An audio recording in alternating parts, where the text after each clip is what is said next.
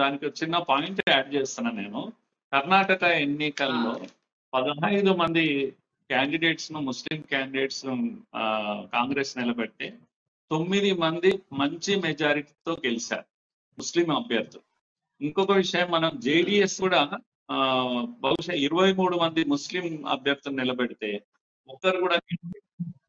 అలాగే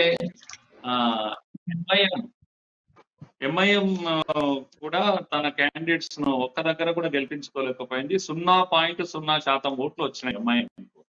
అంటే ఎంఐఎం ముస్లిం ఓటు కానీ, లేకపోతే జేడిఎస్ ముస్లిం ఓటు కానీ, ఇంకే పార్టీ ముస్లిం ఓటు అంతా కూడా ఒక్క దగ్గరికి వెళ్ళేసి, బహుశా అది బజరంగ్ బలి నినాదము, బీజేపీ ఇచ్చిన నినాదం కావచ్చు, లేదంటే 4% రిజర్వేషన్ ముస్లింలకు తీసేయడం కానీ, ఇవన్నిటి యొక్క స్పందన ఏముంది అంటే ముస్లిం ఓట్ అంతా కూడా ఒక్కటైపోయి ఒక పార్టీని గెలిపించాలి, ఒక పార్టీతో నిలబడాలి అనేటువంటి ఒక వ్యక్తీకరణను మనము ఈ ఎన్నికల్లో మనము చదవచ్చు.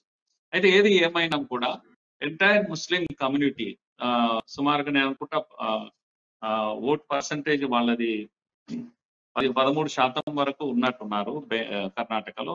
సాలిడ్ గా కాంగ్రెస్ కు పడ్డది. అయితే కాంగ్రెస్ ఇప్పుడు బాధ్యత పెరిగింది, ముస్లింలకు సరైన సంకేతం ఇవ్వాలి, వాళ్ళు దేశహితం గురించి ఆలోచించాలి. ఎస్డిపిఐతో కూడా వీళ్ళకి సంబంధాలు ఉన్నాయి కాంగ్రెస్.